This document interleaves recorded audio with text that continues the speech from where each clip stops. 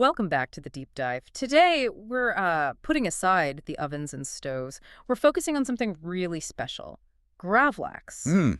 The Nordic art of curing salmon. Exactly. It's not just salted fish. It's an art where patience is everything. The whole idea is that time replaces fire. It really is. And that's our mission today, isn't it? To dive into the history, the chemistry behind it, and those little culinary secrets, all from sources you've gathered that take Gravlax from, well, basic cured fish to something truly elegant. Right, that silky professional grade stuff. And we should probably kick things off with the name itself. It tells you so much right from the start. It really does. The sources trace Gravlax straight back to Old Norse. You've got grav meaning to bury and lax meaning salmon. So we're literally talking about buried salmon. Which leads us right into its ancient origins, because this wasn't invented in some fancy kitchen. Not at all. This was about survival. Think Middle Ages, way before refrigerators. Nordic fishermen, they needed a way to make their catch last. So what did they do? Well, they'd salt the fish heavily, maybe wrap it in some birch bark, and then literally bury it in the sand, or maybe soil near the shore.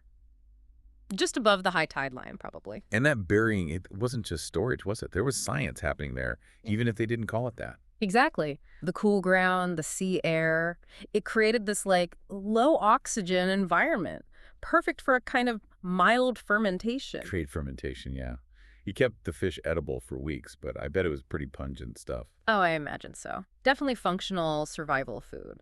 It's kind of amazing to think how you get from that buried fermented fish to the really clean, elegant dish we see today on a Swedish smorgasbord. Well, that's a big leap. What do the sources say about how that happened? Why stop burying it? It seems like the shift happened as curing became less about just surviving the winter and more about, well, flavor. Short-term flavor enhancement. Right. As societies got a bit wealthier, maybe, they moved away from burying, which, let's face it, probably gave a very strong taste. Yeah, intense. And started curing indoors. In cool cellars, maybe. Places where they had more control. So burying gets replaced by a controlled environment, and critically, the ingredients change too, or at least the balance. Precisely. It went from just preservation to culinary craft. The salt-to-sugar ratio became more scientific. And adding things like dill, that completely changed the game, flavor-wise. So it's not that strong fermented thing anymore. It's delicate, it's firm, subtle. Exactly, a delicacy. Okay. Let's jump from that history into the modern professional kitchen. Because getting Gravlax right today starts with the basics. The fish itself. Yeah. And crucially, safety. You need good raw material. Fresh, high-fat Atlantic salmon is ideal.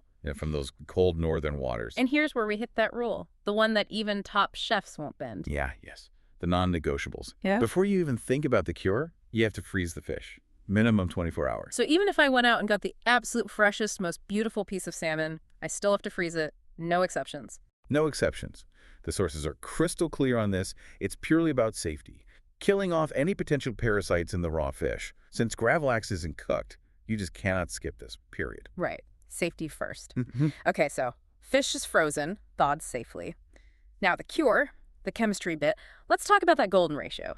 If the old way was heavy on salt, how does the modern version avoid just tasting like a salt lick?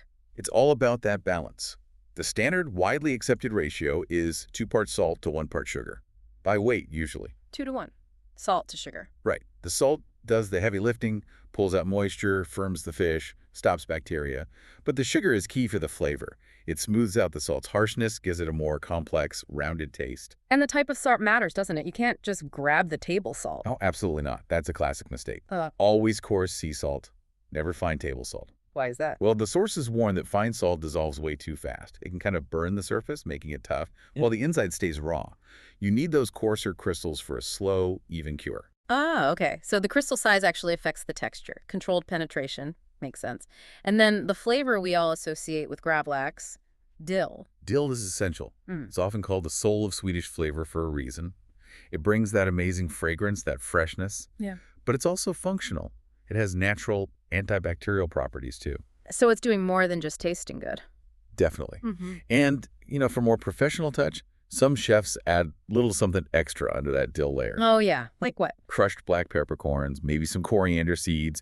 They layer them right on the fish before the dill adds this lovely, warm, spicy complexity. Especially noticeable when you slice it really thin.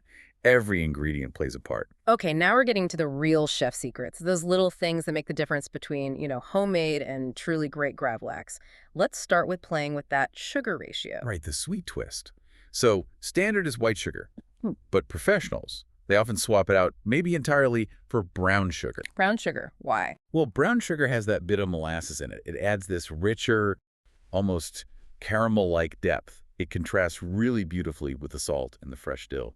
Interesting. And then there's alcohol, a splash of something strong. Yes, the preserving dash, as some call it. Adding a bit of vodka or gin or maybe traditionally aquavit. Ah, the Swedish stuff, caraway or anise flavor. Exactly. Yeah. It's kind of a hallmark of high-end Gravlax. It boosts the aroma, sure, but it also acts as another little preserving agent. Keeps it really fresh and vibrant. Okay, so you've coated your filet, maybe added that aquavit, wrapped it up tight, plastic wrap, parchment paper.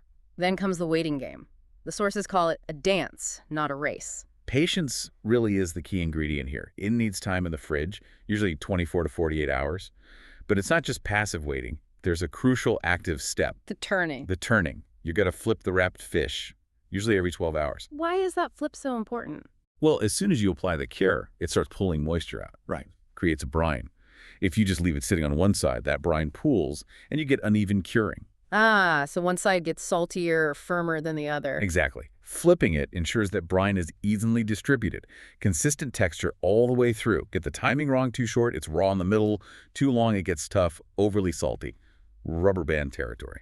So flipping gives consistency, but what about that amazing texture, that really silky, almost dense feel you get in restaurants? There's another secret there, isn't there? Press curing. Ah, yes. This is the technique that often gets missed at home, but makes a huge difference. To get the professional firmness, chefs apply gentle, consistent pressure while it cures. How? Like piling books on it? Huh. Not quite that heavy.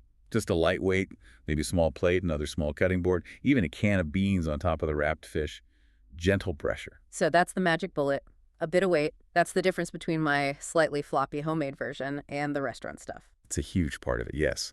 That light, constant pressure helps the cure penetrate more evenly and, crucially, it compacts the muscle fibers. Gives it that firmer, less mushy feel, that desirable structure. Okay, so after all that careful curing and pressing, Yeah. time's up. We move to the final stage, presentation. And this needs precision, too, especially the slicing. Oh, absolutely. You need a long, thin knife, and it has to be impeccably sharp. But here's one of those really cool little chef tricks from the sources. Go on. You need to chill the knife before you slice. Chill the knife. But the fish is already cold. Why? Does it cut better? It does. It's partly about reducing friction, but mainly. A warm blade can slightly drag or even melt the cured fats on the surface of the salmon as you slice. Ah, and that ruins the look. Totally ruins that smooth texture and that beautiful glossy shine. A cold blade keeps the slice perfectly clean and sharp. And the way you cut matters, too, right? It's not just straight down. No, definitely not. You slice it thin on a really shallow diagonal angle against the grain, almost like shaving it. Why the angle? It makes each slice look bigger, more delicate. Really shows off that cured texture beautifully. Okay, so you've got these beautiful, thin, glossy slices. How do you traditionally serve it? Always chilled, never frozen. And the classic partner, all across Sweden, is huvudmästarsås, Which means? master of the house sauce. It's this fantastic, tangy, sweet and sour mustard dill sauce. It's specifically designed to cut through the richness of the salmon. Sounds perfect. What else goes with it? Usually some good rye bread, maybe small boiled new potatoes, or just some paper-thin slices of red onion. Simple things that let the Gravlax shine. And what about modern chefs? Are there accepted ways to put a little spin on it? Oh, sure. You often see little additions for brightness, maybe some orange zest added to the cure, or just a few drops of really good citrus oil. Gives it a fresh lift. Nice. Any other finishing touches? Sometimes, just before serving, they'll brush the slices lightly with a really high-quality cold-pressed olive oil. Just gives it an extra bit of shine and smoothness on the plate. Okay, before we wrap this up, we have to address the big question. The difference between Gravlax and lox. People get them confused all the time. Yes. Crucial distinction. Look, you can use smoked salt when making Gravlax, just for a hint of smoky aroma. That's kind of a modern twist, and it's generally seen as okay. What? But the sources are very clear here. If you actually apply smoke to the salmon, like cold smoking it, it's no longer Gravlax, it's lox. Lox is cured and smoked. Gravlax is only cured. Salt, sugar, dill, thyme. No smoke involved in the process itself. Got it. Cure only Gravlax. Cure plus smoke. It's lox. Simple when you put it like that. Pretty much. So looking back at this whole journey, we started with Viking survival food buried in the sand, and we've ended up with this incredibly precise, elegant dish. But the underlying philosophy, it still seems rooted in patience. It absolutely is. The core elements haven't really changed. Time, salt, temperature, careful handling. You can't rush it. It demands, well, restraint, anticipation. Which brings us perfectly to that amazing quote we found in the sources. It sums it all up. When you make Gravlax, you don't cook the fish, you teach it calm. It's a beautiful way to put it, isn't it? What's really profound there is the value it places on the process, not just speed. That superior texture, that perfect balance. It doesn't come from force or heat. It comes from gentle, consistent pressure, that press curing, and just letting time do its work, letting things harmonize. And that leaves us with our final thought for you, our listener. Think about that idea. Press curing.